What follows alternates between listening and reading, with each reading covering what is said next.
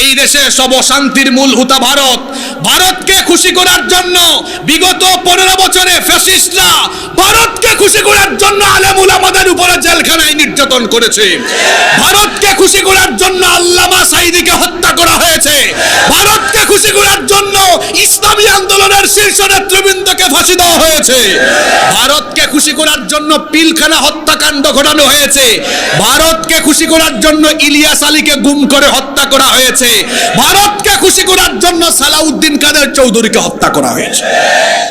১৫০০ বছর আগে ভবিষ্যৎবাণী করে গিয়েছেন মুহাম্মদ। আমরা বলি সাল্লাল্লাহু। এই হাদিসটি নাসাঈ শরীফে, তিরমিজি শরীফে বর্ণিত হয়েছে। সাউবান রাদিয়াল্লাহু আনহু হাদিসের বর্ণনাকারী সাহাবী, তিনি বলছেন আল্লাহর নবী বলেছেন, ইসাবাতান মিন উম্মতি আহরাজাহুমাল্লাহু মিনান নার। আমার উম্মতের দুইটা দলকে আল্লাহ তাআলা জাহান্নামের আগুন থেকে মুক্তি দিয়েছেন। জোরে বলেন তো কয়টা দল?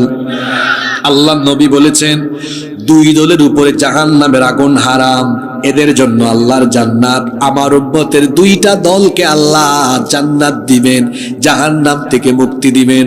এখন প্রশ্ন হতে পারে, হুজুর ওই দুই দল কারা? আল্লাহর নবী বললেন, 1 নাম্বার ইসাবাতুন তাগজুল হিন্দ, যারা হিন্দুস্তানের বিরুদ্ধে যুদ্ধ করবে আল্লাহ তাদের জন্য জাহান্নামের আগুন হারাম করে দিয়েছে। তাহলে হিন্দুস্তানের বিরুদ্ধে যুদ্ধ হবে, এটা 1 বছর 2 বছর আগে নয়, ১৫০০ বছর আগে বলে গিয়েছেন মুহাম্মদ সাল্লাল্লাহু। যদিও এই হিন্দুস্তানে এর আগে অনেকবার অভিযান চালিয়ে মুসলমানরা বিজয় অর্জন করেছে। 15 হিজরিতে প্রথমে শুরু হয়েছে ওমর রাদিয়াল্লাহু আনহুর সময়, অতঃপর 38, অতঃপর 44, 92, 402 হিজরিতে মুহাম্মদ বিন কাসিম তো জয় করেছেন। এগুলো আপনারা পড়েন নাই? এবং 750 বছরেরও বেশি সময় একটানা সুদীর্ঘকাল ভারতবর্ষ শাসন করেছে মুসলমানরা। তো এই যুদ্ধের পুনরাবৃত্তি বারবার ঘটতে পারে। আল্লাহর নবী বলেছেন হিন্দুস্তানে ভয়াবহ যুদ্ধ হবে কিয়ামতের আগে। এই যুদ্ধে অংশগ্রহণকারী প্রত্যেক মুসলমানকে আল্লাহ তাআলা জাহান্নাম থেকে মুক্তি দিবেন। তাহলে যদি হিন্দুস্তানের সাথে এরকম কোন পরিস্থিতি তৈরি হয়, আমাদের কিসের ভয়? আমাদের আমরা আনন্দের সাথে, খুশির সাথে, জান্নাতের আশায় এই যুদ্ধে আমরা ইবাদত মনে করে ঝাঁপিয়ে পড়ব। কিসের সাথে? এই তো এখানে একজন অ্যাক্টিভ শ্রোতা পাওয়া গেছে, লাইন বাই লাইন মনে রাখে। কিসের সাথে? আনন্দের সাথে। কিসের সাথে? একদল গেল, আর একদল বাকি আছে না? ওয়া ইসাবাতুন তাকুনু মা ঈসা ইবনে মারইয়াম আলাইহিস সালাম, যারা ঈসা আলাইহিস সালামের সৈন্য হবে, ঈসা আলাইহিস সালামের অনুসারী হবে, ঈসা আলাইহিস সালামের সাথী হবে। পৃথিবীতে একজন নবীর এখনো ইন্তেকাল হয় নাই, ওই নবীর নাম হলো ঈসা। যদিও খ্রিস্টানরা মনে করে তারা ঈসা আলাইহিস সালামকে শুলে চড়িয়ে হত্যা করেছে, আসলে যাকে তারা শুলে চড়িয়ে হত্যা করেছে ওইটা ঈসা ছিল না, ওইটা ছিল মিস্টার মিসা। কারণ হলো তাদেরই একজন সৈন্যকে আল্লাহ ঈসা নবীর রূপ দিয়ে দিয়েছিলেন, আর ঈসা নবীকে আল্লাহ তাআলা আসমানে উঠিয়েছেন। কেন উঠিয়েছেন? কারণ তার একটা ফরিয়াদ ছিল, আল্লাহ আমার পরেই তো আখেরি নবী আসবেন, আমাকে তুমি যদি নবী না বানিয়ে এই আখেরি নবীর উম্মত বানাতে আমার হৃদয়ের সকল আকুতি শেষ হয়ে যেত। আল্লাহ গো দয়া করে তুমি আমাকে আখেরি নবীর উম্মত বানাও। এতবার বারবার দোয়া করার কারণে আল্লাহ বললেন, যাও ঈসা, তোমার নবীও বানালাম তোমার এই আশা পূরণের জন্য। আমি তোমার মৃত্যু না দিয়ে আমার কাছে তোমাকে কিছু কাল রেখে আবার তোমারে আখেরি নবীর উম্মত বানায়া দেব। সেই ঈসা নবী আসবেন কোথায়? আজকে যে সিরিয়া বাশার আল আসাদ মুক্ত হলো, সেই সিরিয়ার হাদিসে এসেছে, সিরিয়ার পূর্ব দিকের সাদা গম্বুজওয়ালা একটি মসজিদে ফজরের সময় নামাজের আগ মুহূর্তে 2 জন ফেরেশতার কাঁধের উপরে ভর করে ঈসা আলাইহিস সালাম অবতরণ করবেন। ফজরের নামাজ শেষে তিনি তখন ইমাম মাহদী আলাইহিস সালাম আর মুমিনদেরকে সাথে নিয়ে দাজ্জালকে বাবে লুদে হত্যা করবেন। আল্লাহু আকবার। আল্লাহর নবী বলেছেন, আমার উম্মতের এই 2 দলের গুনাহ মাফ, এদের জন্য জান্নাত ওয়াজিব, জাহান্নাম হারাম। এক দল যারা হিন্দুস্তানের বিরুদ্ধে যুদ্ধ করবে, আরেক দল হলো যারা ঈসা নবীর অনুসারী হবে। আমরা জানি না যে দাজ্জালকে আমরা দেখি কি দেখি না, হায়াতে পাই কি পাই না, পাইলে তো আমরা অবশ্যই ইমাম মাহদি আর ঈসা আলাইহিস সালামের সৈন্য হব। আর যদি আমরা সেটা না পাই, যদি আমরা হিন্দুস্তানের বিরুদ্ধে এই রকম কোন পরিস্থিতি তৈরি হয়, একজন মুসলমানও ঘরে বসে থাকবে না, ইমানি কোয়ালিটি নিয়ে দিল্লিতে ইসলামের পতাকা উড়ে দেওয়ার জন্য ঝাঁপিয়ে পড়বে ইনশাআল্লাহ। সম্মানিত উপস্থিতি, কোরআন হাদিস, এবার বাস্তবতা দিয়ে আরো কিছু কথা বলবো। ভারত কোনোদিনও বাংলাদেশের সাথে পারবে না, পারবে না। এক নম্বর দলিল আল্লাহ রসুলের হাদিস, আল্লাহ রসুলের কথা সত্য না মিথ্যা। হিন্দুস্তানে ভয়াবহ যুদ্ধ হবে, অনেক মুসলমান শহীদ হবে, কিন্তু শেষ পর্যন্ত মুসলমানরা বিজয়ী হবে। আমরা যুদ্ধ চাই না, কিন্তু মুসলমানরা ডিফেন্সিভ, মুসলমানরা ডিফেন্সিভ। পৃথিবীতে কোনো সময় মুসলমানরা আক্রমণ করে না, আবার আক্রান্ত হলে আমরা ছাড় দিতেও জানি না। 5 আগস্টে যখন তারা তাদের সেবাদাস, তাদের 5 আটা গুলামদেরকে এই দেশের ক্ষমতার মসনদ থেকে হারিয়েছে, রাতের ঘুম হারাম, পাগলের মতো তারা বাংলাদেশকে অস্থিতিশীল করবার জন্য অপচেষ্টা করছে।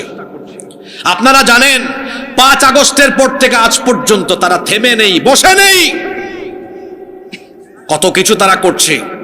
সর্বশেষ ইসকন নামে একটি উগ্রবাদী জঙ্গিবাদী সংগঠনের মাধ্যমে বাংলাদেশকে অস্থিতিশীল করে বাংলাদেশে একটা গৃহযুদ্ধ বাঁধিয়ে দেওয়ার অপচেষ্টা করছে। সেই স্বপ্ন কোনোদিন পূরণ হবে না। ভারতীয় মিডিয়া 5 তারিখ থেকে আজ পর্যন্ত বাংলাদেশের ব্যাপারে তারা বদনাম, কুৎসা, মিথ্যাচার ও অপবাদ রটাচ্ছে। আপনারা সচেতন মানুষ, আপনারা জানেন 5 তারিখের পর থেকে তাদের দেশের মিডিয়ায় বারবার বলা হয়েছে বাংলাদেশে নাকি সংখ্যালঘু নির্যাতন হয়, হিন্দুদের ঘর বাড়ি এখানে নাকি জ্বালায় পোড়ায়া শেষ করে দেওয়া হচ্ছে। বাস্তবতা হলো এই দেশে হিন্দুরা অমুসলিমরা জামাইয়া ধরে আছে। কথা ঠিক না বেঠিক? আমাদের কোরআন, আমাদের দিন ইসলাম আমাদেরকে এটা শেখায় না যে অন্য কোন ধর্মের ভাই বোনদের বাড়িঘর জ্বালিয়ে দেওয়া, তাদের উপাসনালয় দখল করে নেওয়া, তাদের উপরে নির্যাতন চালানো, এই শিক্ষা ইসলাম আমাদেরকে দেয় না বলেই ভারতবর্ষে এখনো অন্য ধর্মের মানুষ আছে। আমরা যদি তাদের মতো উগ্র হতাম, জঙ্গি হতাম, আমরা যদি তাদের মতো জঙ্গি হয়ে প্রকাশ্যে দিবালোকে মানুষ হত্যা করতাম, তাহলে তো 750 বছর আমাদের সোনালী শাসনের ইতিহাসে আমরা ভারতবর্ষে একটা অমুসলিমও রাখতাম না। বরং ইতিহাস বলে আমাদের শাসকরা ছিলেন পরধর্ম সহিষ্ণু, অন্যান্য ধর্মাবলম্বীদেরকে নিয়ে তারা সহাবস্থান করে সম্প্রীতি রক্ষা করে এই ভারতবর্ষে চলেছেন বলে এখনো ভারতবর্ষে 100 কোটির বেশি অমুসলিম আছে। যদি মুসলমান শাসকরা উগ্র হতেন, তোমাদের মতো জঙ্গি হতেন, একজন অমুসলিম ভারতবর্ষে থাকার কথাও ছিল না। আমরা ভারতবর্ষ শাসন করেছি, ভারতবর্ষ আমাদের, ভারত আমাদের। দিল্লিতে যাবেন, কুতুব মিনার, শীষ মিনার, আগ্রার লাল কেল্লা, তাজমহল, এখনো তারা যে পর্যটন খাতকে কেন্দ্র করে ব্যবসা করে খায়, এটা আমাদের পূর্বপুরুষদের বানানো স্থাপনা থেকে খেয়ে দিয়ে এখনো পেট চালায়। তারা যখন আমাদেরকে বলে আমরা উগ্র, আমরা জঙ্গি, তখন আমাদের খারাপ লাগে, কারণ চোর যখন চুরির বিরুদ্ধে কথা বলে তখন তো অবাকই লাগার কথা। তারা বলে বাংলাদেশে নাকি সাম্প্রদায়িক উস্কানিমূলক কাজ হয়, এখানে নাকি সংখ্যালঘুদেরকে নির্যাতন করা হয়, অথচ বাস্তব হলো তার উল্টা। এই দেশে সংখ্যালঘুরা আরামে আছে, আর তাদের দেশে সংখ্যালঘুরা বিপদে আছে। সেই দেশে মুসলমানরা কি আরামে আছে? গত সপ্তাহে 4 জন মুসলমানকে মসজিদে হত্যা করা হয়েছে।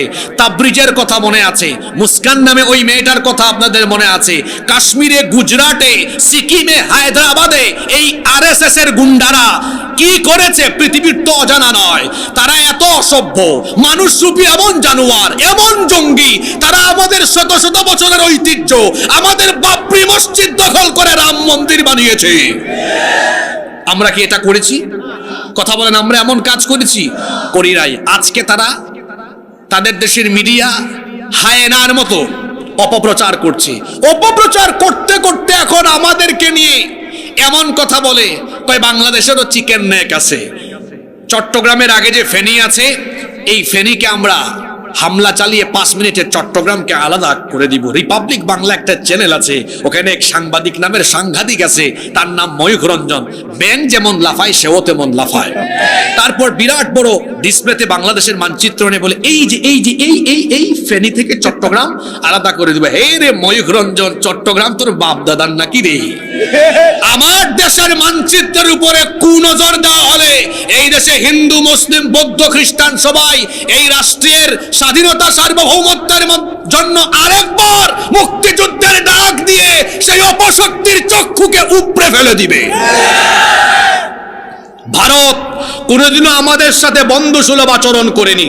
তারা সব নেয়, কিছু দেয়, বরং তারা প্রতিবার আমাদের উপরে তারা বেইনসাফি করেছে। তারা আমার দেশের রেল নেয়, ট্রানজিট সুবিধা নেয়, করিডোর নেয়, সব নেয়, আর উপহার হিসাবে দেয় সীমান্তে ফেলানির লাশ, উপহার হিসাবে দেয় সিলেটে। এবং আপনারা দেখেছেন ফেনী, নোয়াখালী, কুমিল্লা এই অঞ্চলে ভয়াবহ বন্যার পানি। শুকনা মৌসুমে তিস্তা ব্যারেজে পানি আটকায় রাখে, পানি দেয় না, আর বর্ষা মৌসুমে মানুষকে পানি দিয়া মারে। কথা কি ভুল বলেছি?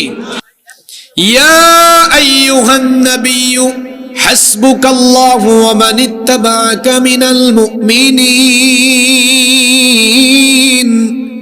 হে নবী, আপনার জন্য এবং আপনার অনুসারী মুমিনদের জন্য আল্লাহ যথেষ্ট। কারণ যার সাথে আল্লাহ আছেন তাকে মোকাবেলা করার মতো কোনো সাহস পৃথিবীর কারো নাই। কোরআনের আয়াত বা সূরার তাফসীর ভালো করে বোঝার জন্য সেটা নাজিলের হিস্ট্রি প্রেক্ষাপট জানতে হয়, যেটাকে আরবিতে বলা হয় সাবাবুন নুজুল। এই আয়াতগুলো নাজিল হয়েছে অত্যন্ত কঠিন সময়ে, বদর যুদ্ধের প্রাক্কালে এই আয়াতগুলো নাজিল হয়েছে, যখন মুমিনের সংখ্যা মাত্র 313 আর কাফিরের সংখ্যা 1000। কাফিরদের এই 1000-এর সাথে সবকিছু আছে, অস্ত্র শস্ত্র, জনবল, সৈন্যবল, অর্থবল, যুদ্ধের রসদ, সবকিছু তাদের ছিল, কিন্তু তাদের সাথে আল্লাহ ছিলেন না, কারণ তাদের ঈমান ছিল না। আর ঈমানদারদের অস্ত্র ছিল না, রসদ ছিল না, বাহন ছিল না, কিন্তু ঈমান ছিল। এই জন্য ঈমানদারদের সাথে যিনি ছিলেন তিনি কে? যার সাথে আল্লাহ থাকেন তার কোনো ক্ষতি কেউ করতে পারে না। আসেন তো আমরা আল্লাহর কোরআন থেকে এমন কয়েকটা এক্সাম্পল, কয়েকটা দৃষ্টান্ত জেনে নেই। যেমন আমাদের জাতির পিতা আল্লাহর খলিল সাইয়্যিদিনা ইব্রাহিম আলাইহিস সালাম আল্লাহর দ্বীনের দাওয়াত দেওয়ার কারণে নমরুদ এবং তার সৈন্যরা, তার অনুসারীরা, নমরুদীয় নেতৃবৃন্দ ইব্রাহিম আলাইহিস সালামকে গ্রেফতার করলো। বিরাট আয়তনের এক এলাকা জুড়ে তারা আগুনের কুণ্ডলী জ্বালালো। আগুনের কুণ্ডলী জ্বালিয়ে তারপরে তারা ইব্রাহিম আলাইহিস সালামকে সেখানে যখন নিক্ষেপ করার যাবতীয় ব্যবস্থাপনা করলো, এমন সময় ফেরেশতা এসে বললেন, ওগো আল্লাহর খলিল ইব্রাহিম, এই কঠিন বিপদে আল্লাহর ফেরেশতারা পর্যন্ত আপনাকে দেখে কষ্টে আছে, আমি এসেছি বলেন আপনি যদি হুকুম করেন নমরুদের এই বিরাট আয়তনের আগুনের কুণ্ডলীকে আমি সাগরের মধ্যে নিক্ষেপ করে দিতে পারবো। আল্লাহু আকবার। জাতির পিতা ইব্রাহিম আলাইহিস সালাম তিনি তখন বললেন, হে আল্লাহর ফেরেশতা, তোমাকে কি আল্লাহ পাঠিয়েছেন আমাকে হেল্প করার জন্য, সাহায্য করার জন্য? আল্লাহ কি তোমাকে পাঠিয়েছেন নাকি তুমি নিজে নিজে এই কথা বলছো? ফেরেশতা বললেন, আল্লাহ এখনো আমাকে হুকুম করেন নাই, আমি নিজে থেকে আপনাকে এই কথা বলছি। ইব্রাহিম আলাইহিস সালাম তখন বললেন, আল্লাহ তাআলা যদি তোমাকে হুকুম না করেন তো তোমার মতো ফেরেশতার সাহায্য আমার দরকার নাই।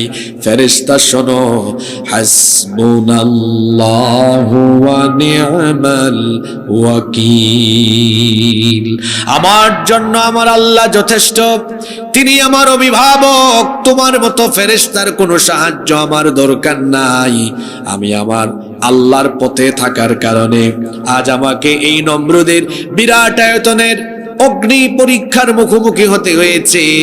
এখন এই অগ্নি পরীক্ষায় যদি আমি সম্মুখীন হয়ে আগুনে ঝাঁপ দেই, আমার আল্লাহ যদি এতে খুশি হয়ে যান, তাহলে আমি ইব্রাহিম সেই আল্লাহর জন্য একবার আর দুইবার নয়, নমরুদের জ্বালানো এই আগুনের মধ্যে আল্লাহ যতবার চাইবেন ততবার আমি ঝাঁপ দিতে রাজি আছি। ইমানের অগ্নি পরীক্ষায় উত্তীর্ণ হয়ে গেলেন। ওই যে বললাম, আল্লাহ যার সাথে আছেন তার কোনো ক্ষতি কেউ করতে পারে।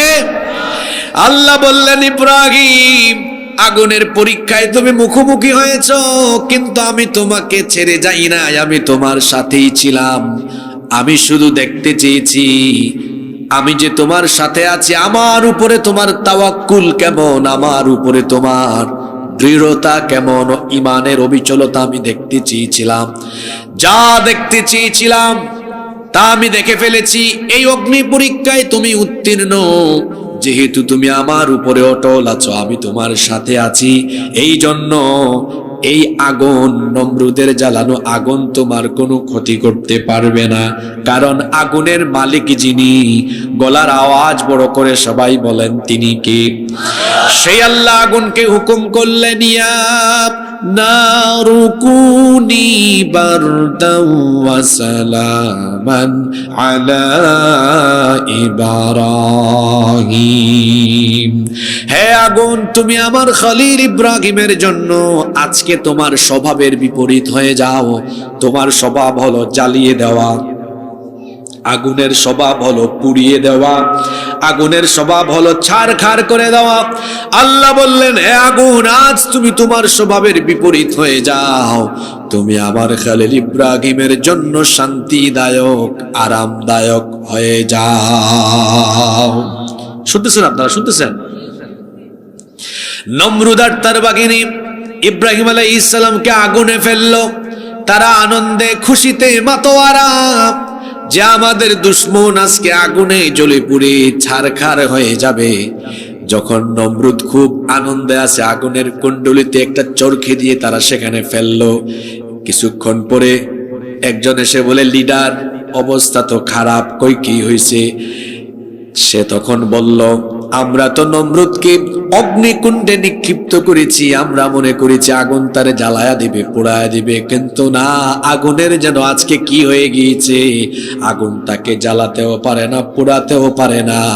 আমাদের জ্বালালো, আমাদের প্রজ্বলিত এই আগুন ইব্রাহিমের জন্য ফুল বাগান হয়ে গিয়েছে। আল্লাহু আকবার। আমি কি কিচ্ছা শোনাইলাম নাকি আপনাদেরকে? শুধু না, শিক্ষা দিতে চেয়েছি, যার সাথে আল্লাহ আছেন দুনিয়ার কোন আগুনও তারে পুরাতে পারে না। আল্লাহু আকবার। আপনারা অনেকে টের পান নাই যে হুজুর আজকে এই আয়াত ধরলো কেন, একটু পরে টের পাবেন কেন ধরছে। এজন্য এদিক ওদিক তাকায়েন না, মনোযোগী থাকবেন তো। জেন জির ছেলেরা মনোযোগী আছে তো? আজকের আয়াতগুলো বিশেষ করে তাদের জন্য উৎসর্গ করা। আমার মনোযোগ আছে? তাহলে আল্লাহ যার সাথে আছেন কেউ তার কোনো ক্ষতি করতে পারবে? ওইদিকে মুসা আলাইহিস সালাম তার উম্মত নিয়ে বড় টেনশনে, কারণ ফেরাউন আর তার বাহিনী মুসা নবীর উম্মতের উপরে অবর্ণনীয় জুলুম নির্যাতন আরম্ভ করেছে। মুসা নবী তার উম্মত বনি ইসরাইলকে নিয়ে দুশ্চিন্তায় পড়ে গেলেন, কি করে এদেরকে নাজাতের ব্যবস্থা করা যায়। অবশেষে আল্লাহ তাআলা মুসা নবীকে বললেন, তুমি তোমার উম্মত নিয়ে রাতের অন্ধকারে মিশর ত্যাগ করো, মিশর থেকে হিজরত করো। তিনি তার উম্মত বনি ইসরাইলকে নিয়ে আল্লাহর দেওয়া হুকুম মোতাবেক রাতের অন্ধকারে মিশর ছেড়ে রওনা করলেন। পথ চলতে চলতে দিনের বেলা, সকাল বেলা তারা লোহিত সাগরে পৌঁছালেন। এই খবর ফেরাউনের কানে চলে গেল। ফেরাউন তার বিরাট বাহিনী নিয়ে পেছন থেকে ধাওয়া আরম্ভ করলো।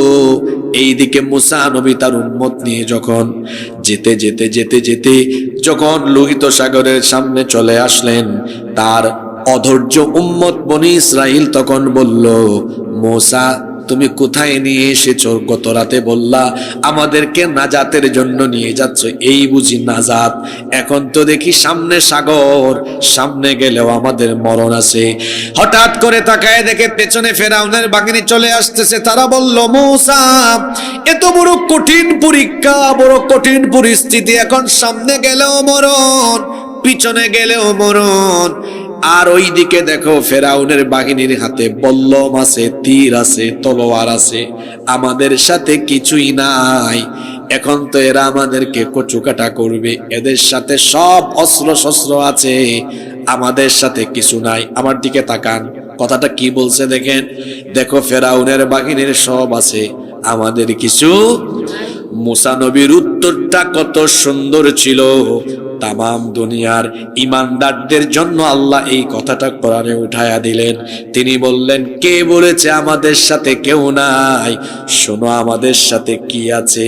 কাল্লা ইন্না মাইয়া রাব্বি সায়াহদিন। নেভার এভার, কাল্লা, কখনো নয়। তোমরা বলছো যে কেউ নাই আমাদের সাথে, কে বলেছে কেউ নাই? ওদের অস্ত্র আছে, তীর আছে, বল্লম আছে, আর আমাদের সাথে এমন একটা জিনিস আছে, তাদের সব অস্ত্র শস্ত্র যার এক হুকুমেই শেষ হয়ে যাবে। আমাদের সাথে নিশ্চয়ই আমাদের রব আছেন, তিনি আমাদেরকে আজ নাজাতের পথ দেখিয়ে দিবেন। আল্লাহু আকবার বলেন। কি অস্ত্র নাই এদের, আর এদের অস্ত্র আছে। অস্ত্র শস্ত্র দিয়েও তারা সেদিন বনি ইসরাইলকে মোকাবেলা করতে পারেনি। আল্লাহ বনি ইসরাইলকে নাজাত দিয়ে দিয়েছেন, আর ফেরাউনের দলবলকে আল্লাহ লোহিত সাগরে ধ্বংস করে দিয়েছেন। পৃথিবীতে সবচেয়ে বড় অস্ত্র হলো ঈমান। এই ঈমান যদি কেউ ধারণ করতে পারে, তাহলে ঈমানি কোয়ালিটি দিয়ে কোয়ান্টিটিকে সে হারিয়ে দিতে পারে। যুগে যুগে কালে কালে আমরা তাই দেখেছি। বর্তমান পৃথিবী তো আমরা দেখছি, আপনি দেখেন নাই জুলাই আগস্টে গুলি, বুলেট, এগুলো দিয়েও ছাত্রদেরকে, জনতা এবং এই দেশের জনগণকে আটকানো যায় নাই, কারণ তাদের অন্তরে বুক ভরা সাহস দিয়েছেন কি? যখন আল্লাহর তরফ থেকে বিজয় আসে, সাহায্য আসে, তখন অস্ত্র শস্ত্র দিয়ে মোকাবেলা করা যায়। যুগে যুগে কোন স্বৈরাচারী আচরণ করে টিকতে পারেনি। আজ বাশার আল আসাদের অবসান ঘটেছে সিরিয়া থেকে। বাংলাদেশে যেই কায়দায় স্বৈরাচার পালিয়েছে, সিরিয়া থেকে বাশার আল আসাদ একই কায়দায় বিমান যুগে পালিয়েছে। জালেম কখনো চিরস্থায়ী হতে পারে? যাদের সাথে আল্লাহ আছেন তাদের কোনো ভয় নাই, তাদের কোনো টেনশন নাই। আসেন আরো শেষ একটা ঘটনা বলে এই আয়াতের দিকে আমি এগিয়ে যাব। আমার নবী যখন মক্কাতুল মুকাররমায় দুর্বিষহ কঠিন পরিস্থিতিতে আল্লাহর হুকুমে যখন হিজরতের জন্য রওনা করলেন, হিজরতের রাতে আল্লাহর নবীর হিজরতের সাথী সাইয়েদনা আবু বকর সিদ্দিক রাদিয়াল্লাহু আনহু, তাকে নিয়ে নবীজি রাতের অন্ধকারে রওনা করলেন। ফজরের ওয়াক্ত হয়ে যাচ্ছে, এমন সময় আবু বকর রাদিয়াল্লাহু আনহু বললেন, ওগো আল্লাহর নবী, যদি সূর্য উঠে যায়, দিনের বেলা আমরা পথ চলতে থাকি, কাফেররা আমাদেরকে ধরে ফেলবে, চলেন আমরা এই গারে সুর, এই গুহার মধ্যে আশ্রয় নেই। এবার তারা দুইজন যখন এই সংকীর্ণ ছোট্ট গুহার ভেতরে ঢুকলেন, দিনের বেলা কাফিরের দল এখানে চলে এসেছে। আবু বকর রাদিয়াল্লাহু আনহু নবীজিকে বললেন, এত সংকীর্ণ, এত ছোট্ট এই গুহা, বসে মাথা উঁচু করলে উপর থেকে মাথা দেখা যায়, কাছে আসলে পরে এই গুহার ভেতরে কে আছে তা বোঝা যায়। ওগো আল্লাহর নবী, সম্ভবত আমরা দুজন ধরা পড়ে গেলাম, হয়তো কিছুক্ষণের মধ্যে ধরা খেয়ে যাব। ওদের লোক সংখ্যা আমাদের সাথে, আমাদের চাইতে বেশি, আমরা দুইজন, তারা অনেকজন। এদের সাথে অস্ত্র শস্ত্র, এদের সাথে অনেক কিছু আছে, আমাদের সাথে তো তেমন কিছুই নাই। আল্লাহর নবী তখন বললেন, কে বলেছে আমাদের সাথে কিছু নাই? নবীজি তখন আবু বকর রাদিয়াল্লাহু আনহুকে এমন একটা কথা বললেন যেটা আল্লাহ তাআলা কোরআনের আয়াত বানায় দিলেন। তিনি তখন বললেন, লা তাহজান ইন্নাল্লাহা মা'না। ভয় পেও না। কে বলছে আমাদের সাথে কেউ নাই? আমরা দুইজন, এতে আমরা মাইনরিটি নই, আমরা মেজরিটি। কারণ আমাদের সাথে যিনি আছেন, জোরে বলেন তিনি কে?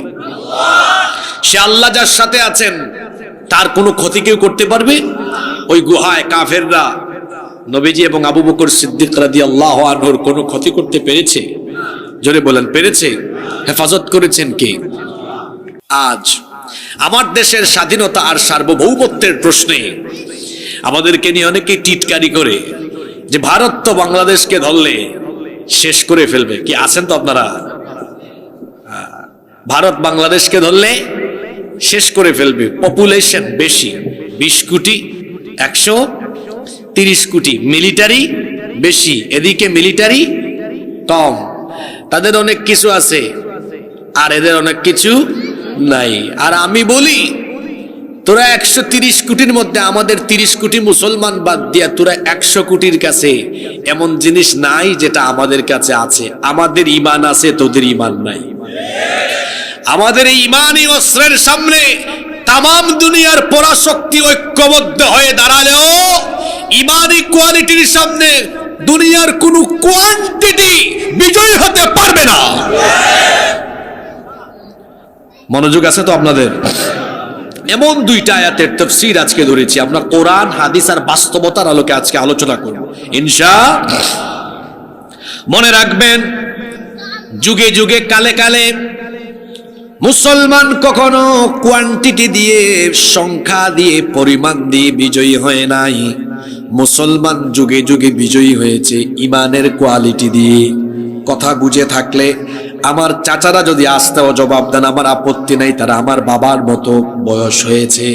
কিন্তু যুবক আওয়াজ দিবে যুবকের মতো, কারণ দুর্বল ঈমানদার আমি দেখতে পারি না। একটু ভালো করে জবাব দিবেন। পৃথিবীতে মুসলমান যুগে যুগে বিজয়ী হয়েছে কোয়ান্টিটি দিয়ে না কোয়ালিটি দিয়ে? কোয়ালিটি দিয়ে মুসলমান বিজয়ী হয়েছে, কোয়ান্টিটি দিয়ে মুসলমান বিজয়ী হয় নাই। এই আয়াতগুলো যে প্রেক্ষাপটে নাজিল হয়েছে, সেই বদরের যুদ্ধের কথা যদি আমি বলি, তাহলে সেখানে কাফিরদের কোয়ান্টিটি বেশি ছিল, মুমিনদের কোয়ান্টিটি কম ছিল। কিন্তু ঈমানদারদের কোয়ালিটি কম ছিল না, বেশি ছিল। আল্লাহ তাআলা বদরের কথা কোরআনে কারীমের 3 নম্বর সূরা আলে ইমরানের 123 নম্বর আয়াতে বলছেন, ওয়ালাকাদ নাসারাকুমুল্লাহু বিবাদরিন ওয়া আনতুম আযিল্লাহ ফাত্তাকুল্লাহা লাআল্লাকুম তাশকুরুন। আর অবশ্যই আল্লাহ তোমাদেরকে বদরে সাহায্য করেছেন যখন তোমরা ছিলে হীনবল, যখন তোমরা ছিলে সংখ্যায় কম, মাত্র 313 জনের বাহিনী নিয়ে তোমরা বড় দুশ্চিন্তাগ্রস্ত ছিলে। আল্লাহ নবী 313 জন নিয়ে যখন বদরের ময়দানে গেলেন, নবীজি নিজেই পেরেশান। কারণ এই যুদ্ধ ছিল এমন, যারা মুখামুখি হয়েছে প্রত্যেকের কিন্তু রক্ত সম্পর্ক আছে। কিরকম রক্ত সম্পর্ক? ছেলে ইসলাম কবুল করেছে, বাবা করে নাই। এখন বদরের ময়দানে বাপ আর ছেলে মুখামুখি। এক ভাই ইসলাম কবুল করেছে, আরেক ভাই ইসলাম কবুল করে নাই। এখন ভাই ভাইয়ের উপরে তলোয়ার ওঠাবে। চাচা ইসলাম কবুল করে নাই, ভাতিজা করেছে, চাচা আর ভাতিজা মুখামুখি। তাহলে রক্তের মানুষকে মোকাবেলা করবে। এখন যদি যুদ্ধের ময়দানে ঈমানের চেতনার চাইতে রক্তের চেতনা বেশি টান মারে, পরাজিত হওয়ার সম্ভাবনা আছে না নাই? আল্লাহর নবী দুশ্চিন্তাগ্রস্ত হয়ে গেলেন। সাহাবীরা তখন বললেন, বুখারীতে হাদিস এসেছে, মিকদাদ বিন আমর রাদিয়াল্লাহু আনহু বললেন, ইমদি লিমা আরাকাল্লাহু ফানাহনু মাআক। আল্লাহ যেদিকে আদেশ করেছেন আমাদেরকে সেদিকে নিয়ে যান, আমরা আপনার সাথে আছি। ওয়াল্লাহি লা নাকুলু লাকা কামা ক্বালাত বানু ইসরাঈল লিমূসা। আল্লাহর কসম করে আপনার সাথে আমরা ওয়াদা করছি, বনি ইসরাইলের লোকেরা মুসা নবীর সাথে তারা যে গাদ্দারি করেছিল, আমরা সেরকম আপনার সাথে করব না। বনি ইসরাইলের লোকেরা মুসা নবীর সাথে যুদ্ধে গিয়েছিল, যাওয়ার পরে তারা তলোয়ার অস্ত্র শস্ত্র রেখে মুসা নবীকে বলেছিল এই শত্রুদের মোকাবেলা আমরা করতে পারবো না, ইযহাব আনতা ওয়া রাব্বুকা ফাকাতিলা ইন্না হাহুনা কাঈদুন, তুমি আর তোমার আল্লাহ দুইজনে যুদ্ধ করো, আমরা দর্শকের সারিতে থেকে আমরা দেখি। নাউজুবিল্লাহ।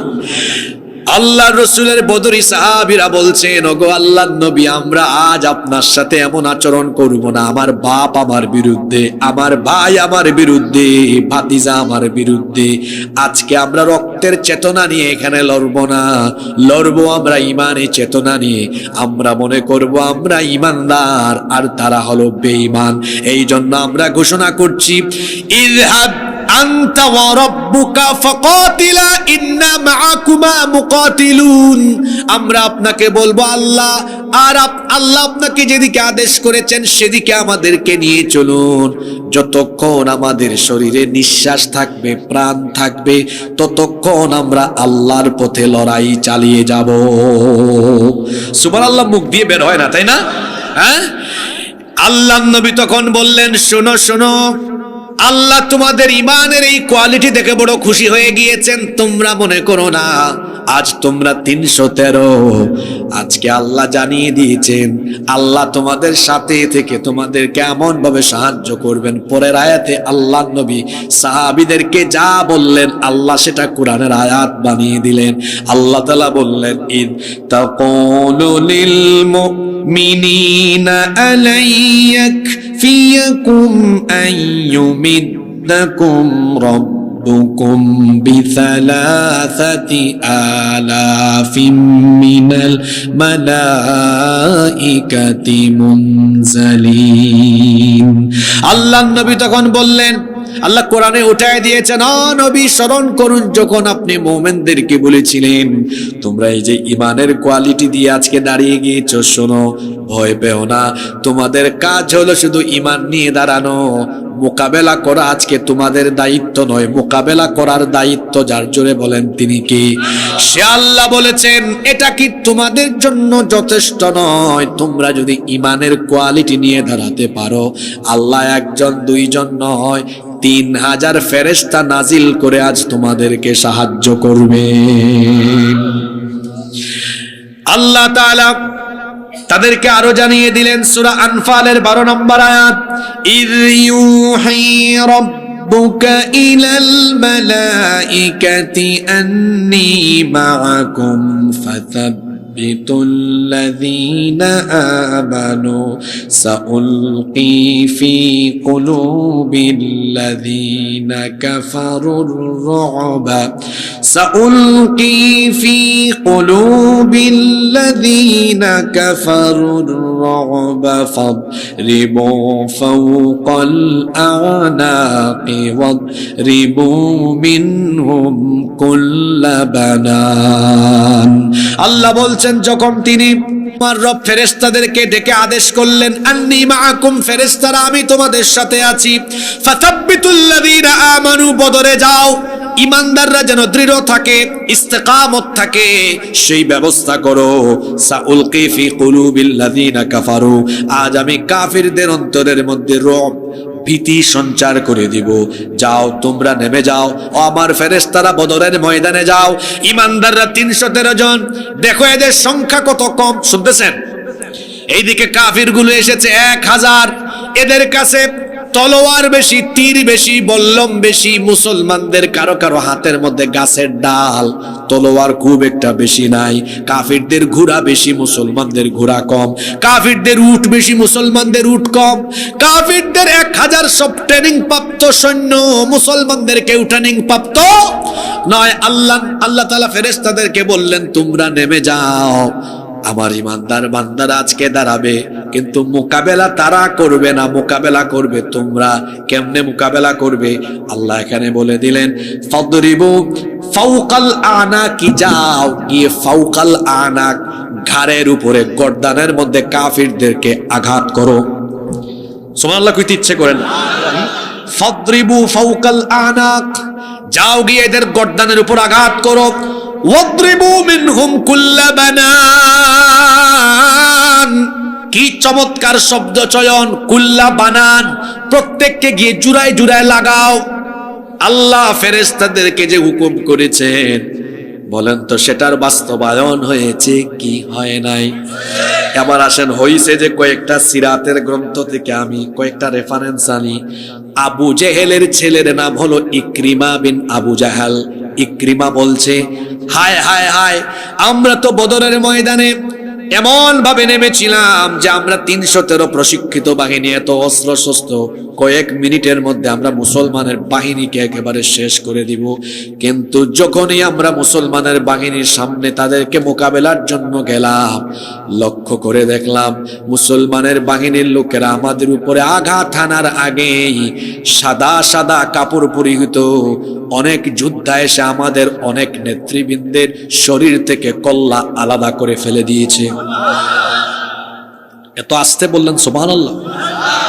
এই বক্তব্য কার? এটা বুঝে আল্লাহর। কি কি মনোযোগ নিয়ে বসেন আপনারা আমাকে বলুন। হ্যাঁ, ক্লাসের ভালো ছাত্র কখনো ক্লাসের বাইরে মনোযোগী থাকেন, এই বুঝি মাহফিল শুনতে আসেন না?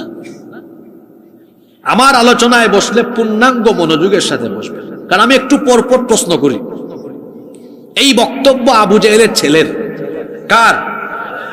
ইকরিমা বিন আবু জাহাল। সে বলছে, আমি নজর করে দেখলাম আমার নেতৃবৃন্দ, এদের সামনে কেউ নাই। হঠাৎ করে এসে দেখি কে জানি এদের মাথা আলাদা করে দেয়। এক কাফিরের বক্তব্য শোনালাম, এবার বক্তব্য শোনায় একজন বদরি সাহাবীর। এই বদরি সাহাবীর নাম হলো আবু দাউদ ইবনে মাজিনা। তিনি বলছেন আমি এক মুশরিককে আঘাত করতে গেলাম। আমি এই মুশরিককে যখনই আঘাত করতে গেলাম, তখন আমি দেখলাম আমি আঘাত করার আগেই তার মাথা আলাদা হয়ে পড়ে গিয়েছে। নজর করে দেখলাম আমি মারার আগে কে মারলো, শুধু দেখলাম সাদা কাপড় পরিহিত, মুহূর্তে আবার হাওয়া হয়ে গেলেন। তাহলে এই বক্তব্যগুলো থেকে বোঝা গেল আল্লাহ যেভাবে কোরআনে বলেছেন হাজার হাজার ফেরেশতা পাঠায়া আমি বিজয়ী দিব, আল্লাহ ওয়াদা মোতাবেক হাজার হাজার ফেরেশতা পাঠায়া বদরের ময়দানে আবু জেহেলের গোষ্ঠীদেরকে বদরের ময়দান থেকে যিনি একেবারে বদরের ময়দান থেকে বেজ্জত করে বিদায় করে দিয়েছেন, জোরে বলেন তিনি কি? সে আল্লাহ এখন আর নাই, থাকলেও আগের মতো পাওয়ার নাই। হ্যাঁ, জোরে বলেন আছে? আছে। আল্লাহর পাওয়ার ঠিকই আছে, আমার আপনার ইমানের পাওয়ার নাই। ইমানের পাওয়ার। আসেন আজকে ইমানের বেটা দিকে আমরা একটু চার্জ দিয়ে যাই। শুনতেছেন আপনারা? সে আল্লাহ বলছেন, এবার আসেন পরের আয়াত, 65 নম্বর আয়াত। আমি দুইটা আয়াত আজকে আলোচনার জন্য নির্ধারণ করলাম। পরের আয়াত দেখেন, আমাদের ব্যাটারি দুর্বল, আল্লাহ দুর্বল নন। সে আল্লাহ আবার ব্যাটারিটাকে, আমাদের ইমানের ব্যাটারিকে আমরা যেন একটু সবল করতে পারি। কত চমৎকার কথা আল্লাহ বলছেন, ইয়া আইয়ুহান নাবিয়্যু হাররিদিল মুমিনিনা আলাল কিতাল। হে নবী, যুদ্ধের জন্য, লড়াইয়ের জন্য আপনি মুমিনদেরকে ইনকারেজ করেন, উৎসাহিত করেন, উদ্বুদ্ধ করেন। তারা যেন যুদ্ধের কথা শুনলে ভীত না হয়, মুমিনরা যেন যুদ্ধের কথা শুনলে আরো আনন্দিত হয়, খুশি হয়। প্রশ্ন হতে পারে, হুজুর যুদ্ধের কথা শুনলে মুমিন খুশি হবে কেন? যুদ্ধের কথা শুনলে মুমিন খুশি হবে দুই কারণে। এক কারণ এই আয়াতে আছে, অন্য কারণ অন্য সূরার অন্য আয়াতে আছে। এক কারণ এই আয়াতে আছে, সেটা হলো ইমানদার যখন যুদ্ধে দাঁড়ায় তখন তার সাথে, তাকে যিনি তার সাথে থেকে সাহায্য করেন তিনি কে, এজন্য তার টেনশন নাই।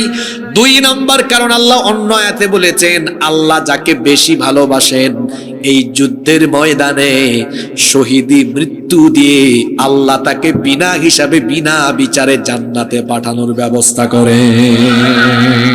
শুনতেছেন আপনারা? সে আল্লাহ বলছেন, নবী মুমিনদেরকে আপনি যুদ্ধের ব্যাপারে ইনকারেজ করেন, উৎসাহিত করেন। হাররিদ মানে হলো উৎসাহিত করা, হাররিদিল মুমিনিনা আলাল কিতাল।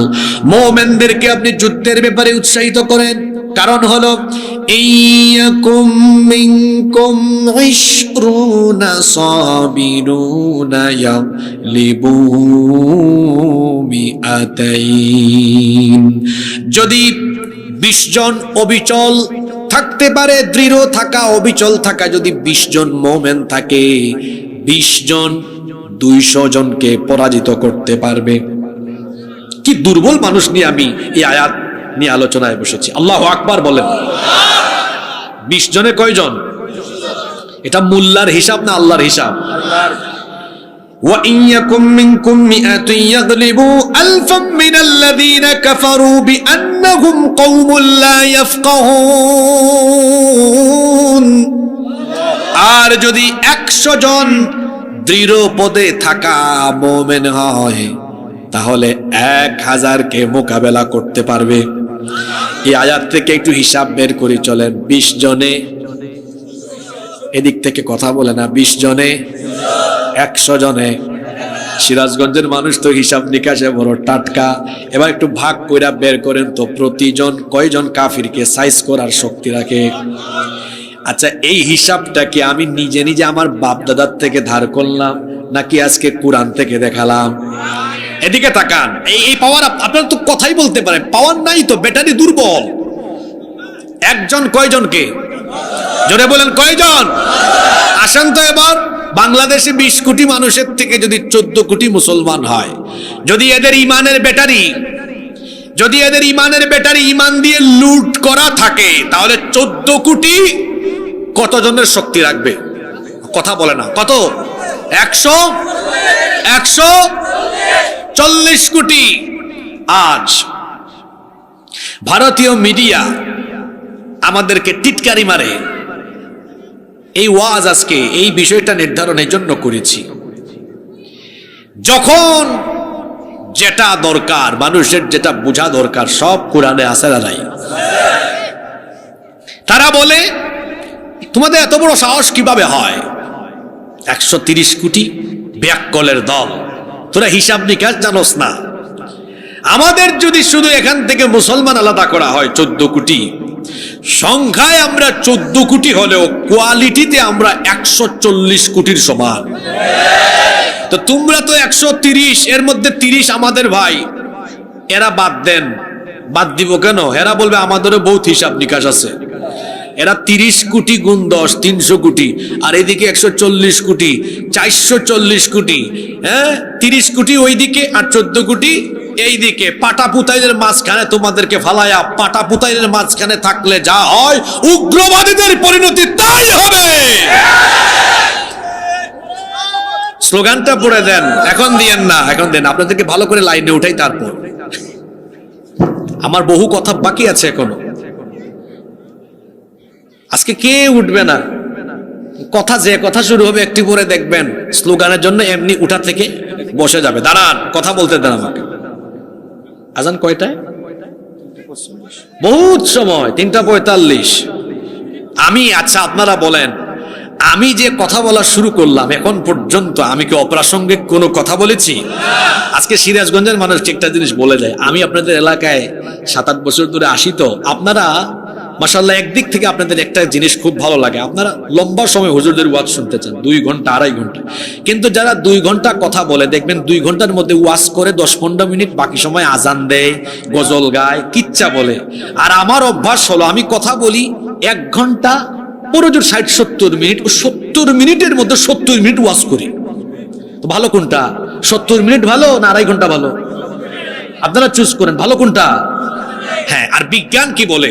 মানুষের 50-55 মিনিটের বেশি সময় মনোযোগ থাকে না, এই জন্য 2.5 ঘন্টার ওয়াজ মানুষ মনে রাখতে পারে না।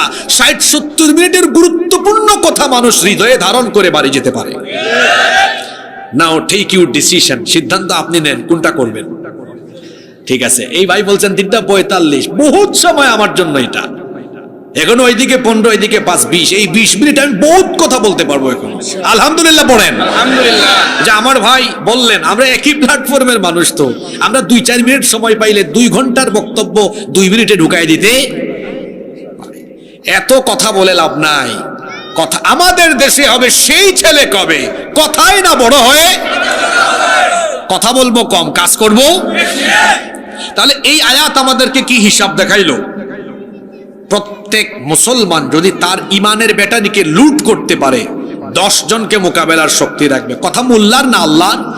তাইলে 14 কোটি 140 কোটির কোয়ালিটিতে পরিণত যদি হয়, যে হিন্দুস্তানের উগ্রবাদীরা বাংলাদেশকে নিয়ে উল্টা পাল্টা কথা বলে। আমাদের ইউনূস সাহেব বলেছেন 7 সিস্টার্স এর কথা, আর আমি বলি ভারতের সবগুলো রাজ্য মানচিত্র থেকে টুকরা টুকরা হয়ে গিয়ে 14 কোটি মুসলমানকে খেপালে পড়ে 7 সিস্টার নয়, দিল্লিতে ইসলামের পতাকা উড়িয়ে দেওয়া হবে। একটু ভাই একসাথে মাইরেন, সময়টা কম। দাঁড়ান দাঁড়ান দাঁড়ান দাঁড়ান, আমি তো বলছি সুযোগ দিব।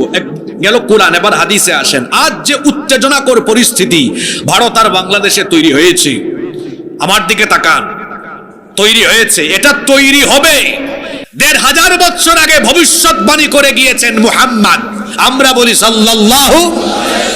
এই হাদিসটি নাসাই শরীফে, তিরমিজি শরীফে বর্ণিত হয়েছে। সাউবান রাদিয়াল্লাহু আন হাদিসের বর্ণনাকারী সাহাবী, তিনি বলছেন আল্লাহর নবী বলেছেন, ইসাবাতানি মিন উম্মতি আহরাজাহুমাল্লাহু মিনান নার, আমার উম্মতের দুইটা দলকে আল্লাহ তাআলা জাহান্নামের আগুন থেকে মুক্তি দিয়েছেন। জোরে বলেন তো কয়টা দল? আল্লাহর নবী বলেছেন 2 দলের উপরে জাহান্নামের আগুন হারাম, এদের জন্য আল্লাহর জান্নাত। আমার উম্মতের 2টা দলকে আল্লাহ জান্নাত দিবেন, জাহান্নাম থেকে মুক্তি দিবেন। এখন প্রশ্ন হতে পারে, হুজুর ওই 2 দল কারা? আল্লাহর নবী বললেন 1 নাম্বার ইসাবাতুন তাগজুল হিন্দ, যারা হিন্দুস্তানের বিরুদ্ধে যুদ্ধ করবে আল্লাহ তাদের জন্য জাহান্নামের আগুন হারাম করে দিয়েছে। তাহলে হিন্দুস্তানের বিরুদ্ধে যুদ্ধ হবে, এটা 1 বছর 2 বছর আগে নয়, ১৫০০ বছর আগে বলে গিয়েছেন মুহাম্মদ সাল্লাল্লাহু। যদিও এই হিন্দুস্তানে এর আগে অনেকবার অভিযান চালিয়ে মুসলমানরা বিজয় অর্জন করেছে। 15 হিজরিতে প্রথমে শুরু হয়েছে ওমর রাদিয়াল্লাহু আনহুর সময়, অতঃপর 38, অতঃপর 44, 92, 402 হিজরিতে মুহাম্মদ বিন কাসিম তো জয় করেছেন। এগুলো আপনারা পড়েন নাই? এবং 750 বছরেরও বেশি সময় একটানা সুদীর্ঘকাল ভারতবর্ষ শাসন করেছে মুসলমানরা। তো এই যুদ্ধের পুনরাবৃত্তি বারবার ঘটতে পারে। আল্লাহর নবী বলেছেন হিন্দুস্তানে ভয়াবহ যুদ্ধ হবে কিয়ামতের আগে। এই যুদ্ধে অংশগ্রহণকারী প্রত্যেক মুসলমানকে আল্লাহ তাআলা জাহান্নাম থেকে মুক্তি দিবেন। তাহলে যদি হিন্দুস্তানের সাথে এরকম কোন পরিস্থিতি তৈরি হয়, আমাদের কিসের ভয়? আমাদের আমরা আনন্দের সাথে, খুশির সাথে, জান্নাতের আশায় এই যুদ্ধে আমরা ইবাদত মনে করে ঝাঁপিয়ে পড়ব। কিসের সাথে? এই তো এখানে একজন অ্যাক্টিভ শ্রোতা পাওয়া গেছে, লাইন বাই লাইন মনে রাখে। কিসের সাথে? আনন্দের সাথে। কিসের সাথে? এক দল গেল, আর এক দল বাকি আছে না? ওয়া ইসাবাতুন তাকুনু মা ঈসা ইবনে মারইয়াম আলাইহিস সালাম, যারা ঈসা আলাইহিস সালামের সৈন্য হবে, ঈসা আলাইহিস সালামের অনুসারী হবে, ঈসা আলাইহিস সালামের সাথী হবে। পৃথিবীতে একজন নবীর এখনো ইন্তেকাল হয় নাই, ওই নবীর নাম হলো ঈসা। যদিও খ্রিস্টানরা মনে করে তারা ঈসা আলাইহিস সালামকে শুলে চড়িয়ে হত্যা করেছে, আসলে যাকে তারা শুলে চড়িয়ে হত্যা করেছে ওইটা ঈসা ছিল না, ওইটা ছিল মিস্টার মিসা। কারণ হলো তাদেরই একজন সৈন্যকে আল্লাহ ঈসা নবীর রূপ দিয়ে দিয়েছিলেন, আর ঈসা নবীকে আল্লাহ তাআলা আসমানে উঠিয়েছেন। কেন উঠিয়েছেন? কারণ তার একটা ফরিয়াদ ছিল, আল্লাহ আমার পরেই তো আখেরি নবী আসবেন, আমাকে তুমি যদি নবী না বানিয়ে এই আখেরি নবীর উম্মত বানাতে আমার হৃদয়ের সকল আকুতি শেষ হয়ে যেত। আল্লাহ গো দয়া করে তুমি আমাকে আখেরি নবীর উম্মত বানাও। এতবার বারবার দোয়া করার কারণে আল্লাহ বললেন, যাও ঈসা, তোমারে নবীও বানালাম তোমার এই আশা পূরণের জন্য। আমি তোমার মৃত্যু না দিয়ে আমার কাছে তোমাকে কিছু কাল রেখে আবার তোমারে আখেরি নবীর উম্মত বানায়া দেব। সেই ঈসা নবী আসবেন কোথায়? আজকে যে সিরিয়া বাশার আর আসাদ মুক্ত হলো, সেই সিরিয়ার হাদিসে এসেছে, সিরিয়ার পূর্ব দিকের সাদা গম্বুজওয়ালা একটি মসজিদে ফজরের সময় নামাজের আগ মুহূর্তে 2 জন ফেরেশতার কাঁধের উপরে ভর করে ঈসা আলাইহিস সালাম অবতরণ করবেন। ফজরের নামাজ শেষে তিনি তখন ইমাম মাহদী আলাইহিস সালাম আর মুমিনদেরকে সাথে নিয়ে দাজ্জালকে বাবে লুদে হত্যা করবেন। আল্লাহু আকবার। আল্লাহর নবী বলেছেন, আমার উম্মতের এই 2 দলের গুনাহ মাফ, এদের জন্য জান্নাত ওয়াজিব, জাহান্নাম হারাম। এক দল যারা হিন্দুস্তানের বিরুদ্ধে যুদ্ধ করবে, আরেক দল হলো যারা ঈসা নবীর অনুসারী হবে। আমরা জানি না যে দাজ্জালকে আমরা দেখি কি দেখি না, হায়াতে পাই কি পাই না, পাইলে তো আমরা অবশ্যই ইমাম মাহদি আর ঈসা আলাইহিস সালামের সৈন্য হব। আর যদি আমরা সেটা না পাই, যদি আমরা হিন্দুস্তানের বিরুদ্ধে এই রকম কোন পরিস্থিতি তৈরি হয়, একজন মুসলমানও ঘরে বসে থাকবে না, ইমানি কোয়ালিটি নিয়ে দিল্লিতে ইসলামের পতাকা উড়িয়ে দেওয়ার জন্য ঝাঁপিয়ে পড়বে ইনশাআল্লাহ। সম্মানিত উপস্থিতি, কোরআন হাদিস, এবার বাস্তবতা দিয়ে আরো কিছু কথা বলবো। ভারত কোনোদিনও বাংলাদেশের সাথে পারবে না, পারবে না। এক নম্বর দলিল আল্লাহ রসুলের হাদিস, আল্লাহ রসুলের কথা সত্য না মিথ্যা। হিন্দুস্তানে ভয়াবহ যুদ্ধ হবে, অনেক মুসলমান শহীদ হবে, কিন্তু শেষ পর্যন্ত মুসলমানরা বিজয়ী হবে। আমরা যুদ্ধ চাই না, কিন্তু মুসলমানরা ডিফেন্সিভ, মুসলমানরা ডিফেন্সিভ। পৃথিবীতে কোন সময় মুসলমানরা আক্রমণ করে না, আবার আক্রান্ত হলে আমরা ছাড় দিতেও জানি না।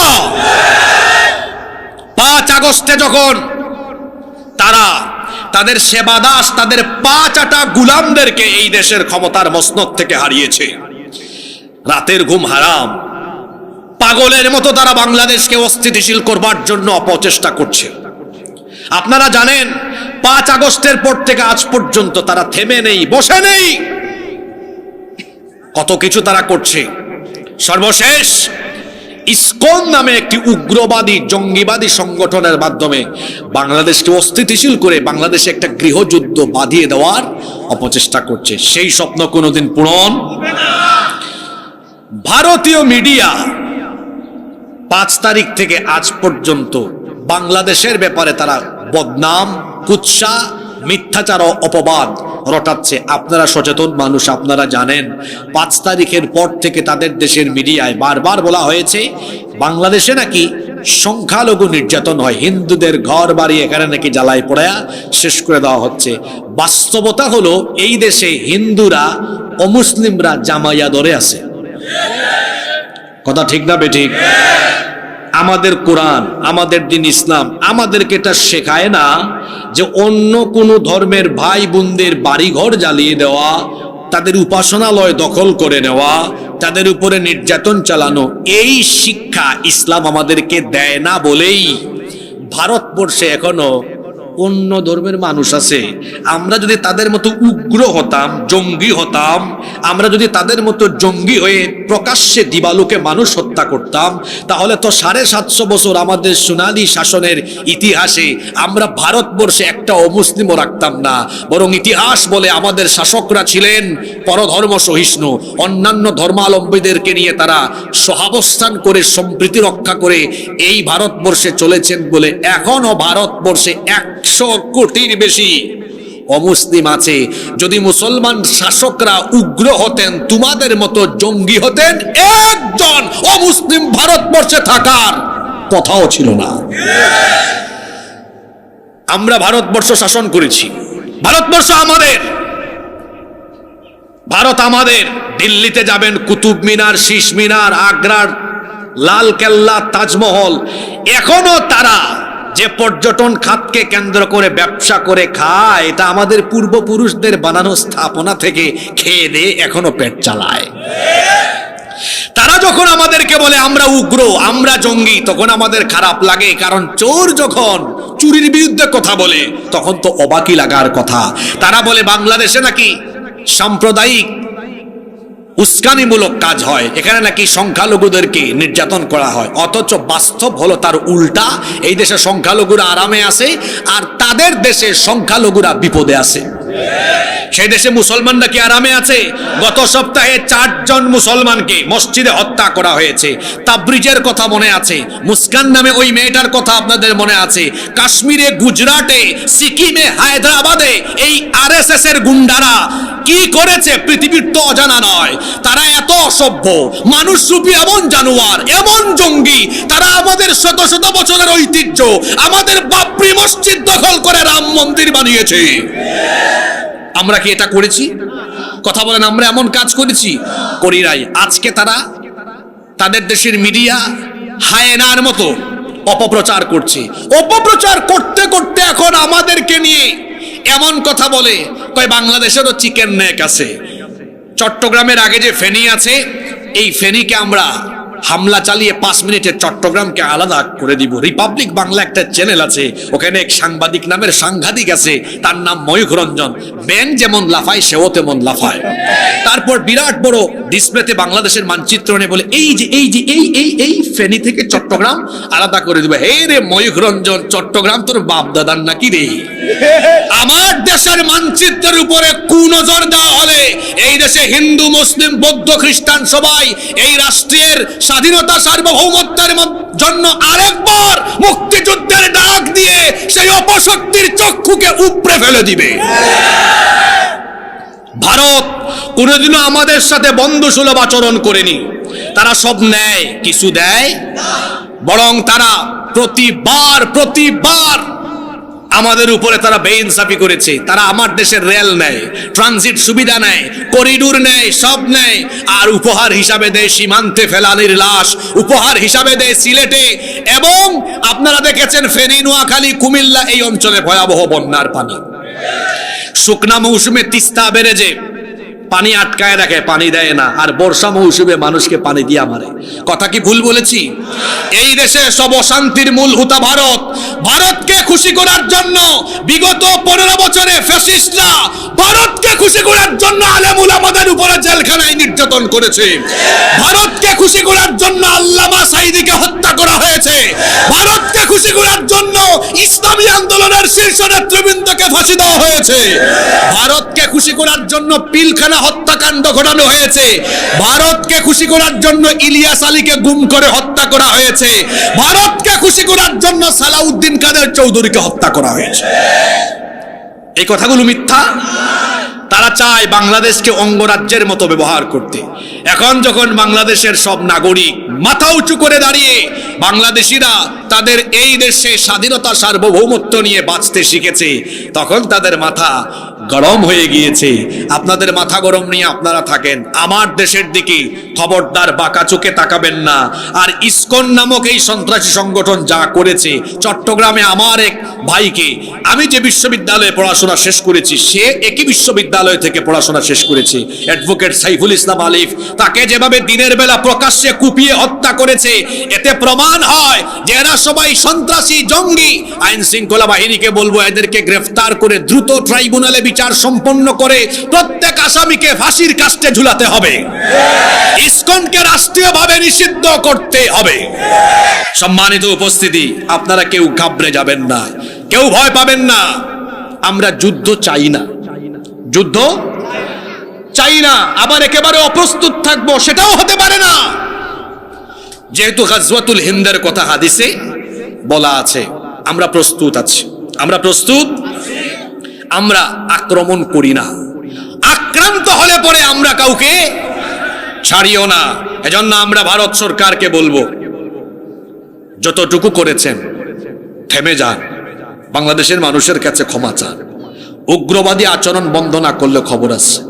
আমার দেশের অমুসলিম ভাই বোনদেরকে বলবো, এই এলাকায়ও যদি থাকে আপনাদের কোনো টেনশন নেই, আপনারা সংখ্যালঘু নন, আপনাদের বড় পরিচয় এই রাষ্ট্রের নাগরিক। আপনারা ইসলাম ক্ষমতায় আসলে, কোরআনে কারীমের আলোকে দেশ চললে আপনারা আরো ভালো থাকবেন ইনশাআল্লাহ। মায়ের কুলে শিশু যেমন নিরাপদ, ইসলামী রাষ্ট্রে অমুসলিমরা তেমন নিরাপদ। কোনো ভয় নাই আপনাদের। আপনারা দেখেন নাই 5 তারিখের পরে আমার মাদ্রাসার শিক্ষক ছাত্ররা আপনাদের উপাসনালয় পাহারা দিয়েছে। আপনাদের কোনো ভয় নেই, আপনারা কারো পাতানো ফাঁদে পা দিবেন না। এই দেশটা আমাদের সকলের।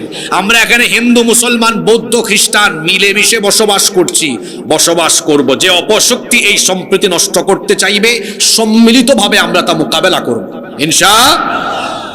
সম্মানিত উপস্থিতি, তারা আমাদেরকে হুমকি দেয়, খোঁটা দেয়, কি দিয়ে? কয় পেঁয়াজ দিব না, আলু দিব না, চিনি দিব না। পেঁয়াজ, আলু, চিনি এগুলো কি কোনো মানুষ ফলায় না? এগুলো আল্লাহ। আমি এটা ওই যে বিজেপির উগ্রবাদী নেতা শুভেন্দু, সে যখন যশোরের বেনাপুলের অপোজিটে পেট্রোপোলে সীমান্ত অবরোধ করে জনসভায় বলেছিল, আমি সেদিন শরীয়তপুরে মাহফিলে বক্তব্য রেখেছিলাম। সেদিনই আমি বলেছিলাম শরীয়তপুরবাসী সহ গোটা বাংলাদেশের মানুষকে বলবো, চুপচাপ থাকেন, সবর করেন, একটু আপনারা ধৈর্য ধরেন। তারা যদি তাদের আলু, পেঁয়াজ, চিনি এগুলো না দেয়, আমাদের কি? সীমান্তে এগুলো পচে যাক, তাদের পণ্যের বড় কাস্টমার বাংলাদেশ, তারা যদি বাণিজ্যিকভাবে তাদের বড় একটা কাস্টমার দেশকে হারায় তাদেরই লস। আপনাকে কোনো এক দোকানদার পণ্য দেয় না তো আরেক দোকানদার এগিয়ে আসবে, অসুবিধা নাই, কিন্তু তাদের যদি বাণিজ্য আমাদের দেশের সাথে বন্ধ হয়ে যায় ওরা না খায়া মরবে। আমি 8-9 দিন আগে যে বক্তব্য দিয়েছিলাম তাই হলো। গত পরশুদিন আমি হঠাৎ করে ইউটিউবে গেলাম, দেখি কলকাতার এক টেলিভিশন চ্যানেলে সাক্ষাৎকারে কিছু ব্যবসায়ীরা বলছে আমাদের অবস্থা খারাপ, আধা পেট খেয়ে আছি গো। আমি শুনে বললাম আর একটু সবর করেন, না খায়া মরে যাবেন গো।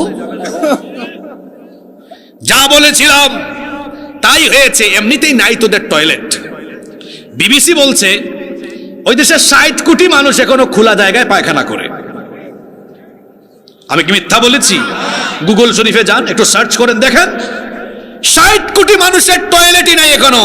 আর যে মমতা ব্যানার্জি বলেছেন যে আপনি এই বলেছেন বাংলাদেশের শান্তিরক্ষী মিশন পাঠানোর জন্য, ইন্টারন্যাশনাল মিডিয়া কিন্তু আপনার নামে রিপোর্ট করেছে, সব এগুলো আছে। আমি জেনে শুনেই বলছি আপনি প্রায় 100 কোটি করে স্যানিটাইজেশনের টাকা লুটপাট করে খেয়েছেন। আপনি বেঁচে গিয়েছেন। ওই দেশে আমাদের মতো এরকম প্রতিবাদী হুজুর নাই, ধরে না, কারণ আমরা বাংলাদেশে তো কাউকে কথা বললে ছাড় দেই না। অনেকে আপনারা এগুলাকে রাজনৈতিক বক্তব্য হিসাবে নেন, এগুলো রাজনৈতিক বক্তব্য না। আর রাজনৈতিক বক্তব্য হইলেও অসুবিধা কি? রাজনীতি কি কোরআনের বাইরে? কেউ অন্যায় করবে, রাজনীতির নামে লুটপাট করবে, জুলুম করবে, মানুষের হক নষ্ট করবে, আর একজন আলেম কথা বলবে না। যে আলেম অন্যায় দেখে কথা বলে না, এটা আলেম না, এটা বুবা শয়তান, এটা আল্লাহর জমিনে শয়তানের খলিফা, এটা আল্লাহর জমিনে শয়তানের খলিফা। শব্দগুলা মনে রাখবেন, আল্লাহর জমিনে শয়তানের খলিফা। এরা উলামায়ে সু। আল্লাহর নবী বলেছেন উলামা উহুম শাররুম মান তাহতা আদিমিস সামা। আখিরি জামানা এমন কিছু আলেম আসবে, অন্যায়কে অন্যায় বলা শিখুন, সত্যকে সত্য, মিথ্যাকে মিথ্যা। যে কথাই ছিলাম আমি বলছিলাম সবুর করেন। এখন দেখেন তারা বলতেছে আসেন আমাদের নিউ মার্কেট মিনি বাংলাদেশে ব্যবসা নাই, হোটেল ব্যবসায় ধস, চিকিৎসা। তারা বলেছে 8-9 দিন আগে আমাদের পতাকায় প্রণাম করে ঢুকতে হবে। এখন গতকালকে নিউজে দেখলাম 30% 40% ডিসকাউন্ট ঘোষণা করেছে। আবার বাংলাদেশিদের জন্য আলাদা হেল্পলাইন সার্ভিস চালু করেছে। কুত্তার বাকালেজ কেমনে সোজা করতে হয় বাংলাদেশের মানুষ শিখে গিয়েছে। আমি আপনাদেরকে অনুরোধ করব, কয়েক মাস যেভাবে ভারতে যান নাই, সামনেও যাইয়েন না। দেখবো আমাদেরকে ছাড়া তারা কিভাবে চলে। এক, দ্বিতীয়ত এখানে আরেকটা লাভ হয়ে যেতে পারে ইনশাআল্লাহ, সেটা হলো মেডিকেল সায়েন্সের যে বই পড়ে তারা ডাক্তার হয়েছে, আমার দেশের ডাক্তাররাও একই বই পড়ে ডাক্তার হয়েছে।